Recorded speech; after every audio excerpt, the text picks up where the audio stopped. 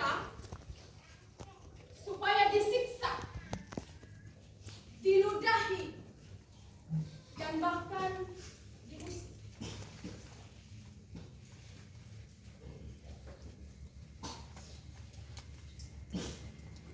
Tujuan setiap orang menikah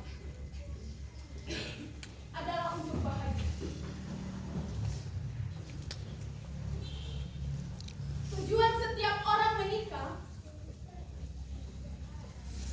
agar dicintai. Saya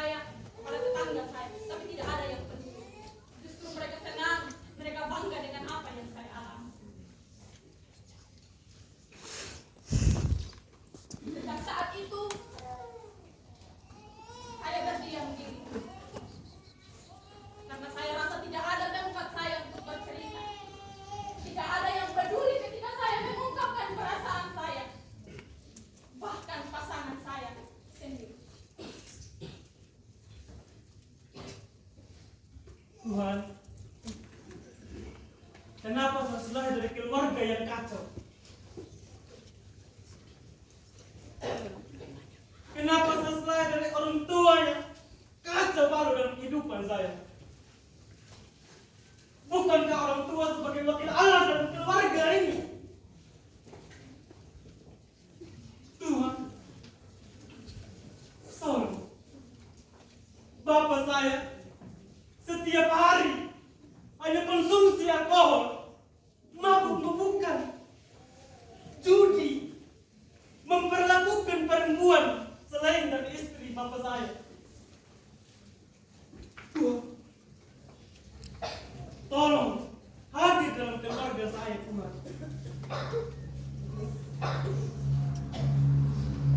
Tuhan, mama saya hanya sibuk dengan mengotak-atik HP saja, Tuhan. Media sosial, gosip orang lain, dan yang lebih parah lagi, Tuhan, mama saya selingkuh dengan rekan kerjanya di kantor. Tuhan, tolong hadir dalam kehidupan saya, dalam keluarga saya. Tuhan, saya tidak mampu menghadapi kenyataan ini. Kakak saya hamil dalam bangku pendidikan SMA akibat pergaulan bebas yang ia lakukan, Tuhan. Belum lagi adik saya yang sudah tergolong, yang sudah terjerumus dalam pergaulan bebas, mabuk-mabukan, judi. Tuhan, ia sudah tergolong dalam komunitas yang tidak berfaedah dalam kehidupan. Tuhan, saya capek ada. Saya capek hidup di dunia ini, Tuhan.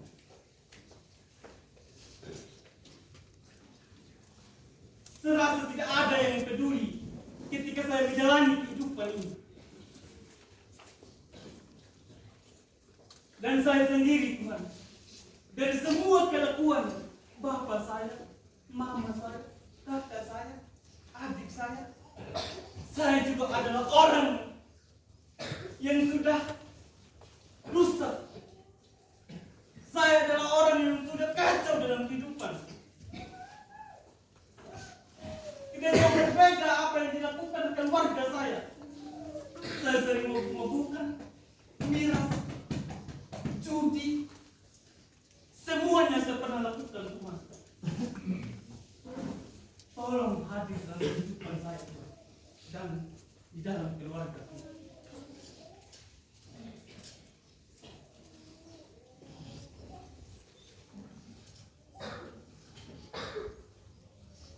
Tuhan, saya adalah orang yang setia terhadap Engkau. Saya bekerja dengan kesetiaan. Tapi semuanya berantakan dan gagal. Saya setia beribadah. Saya setia melayani Engkau. Saya setia memuji Engkau. Dan bahkan saya mengikuti apa yang Engkau mau. Tapi kenapa, Tuhan? Mengapa? Cobaan, pergumulan,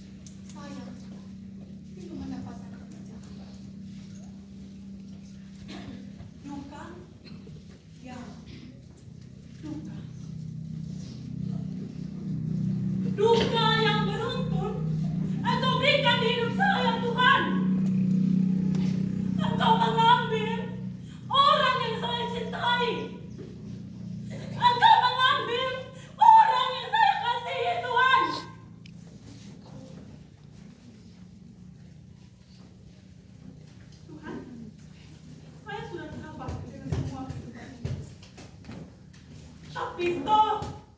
Mengapa semuanya hancur berantakan? Tuhan, saya capek. Tuhan, saya lelah, Tuhan. Saya rapuh, Tuhan. Saya tidak kuat dengan semua ini.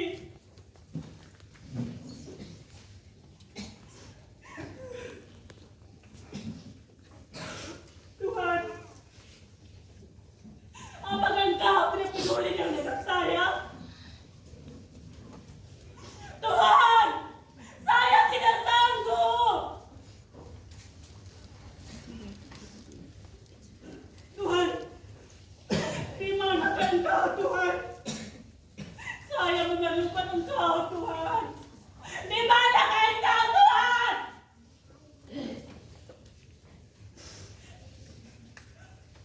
Saya membutuhkan Engkau, Tuhan. Tolonglah saya. Jangan tinggalkan saya, Tuhan. Jangan tinggalkan saya.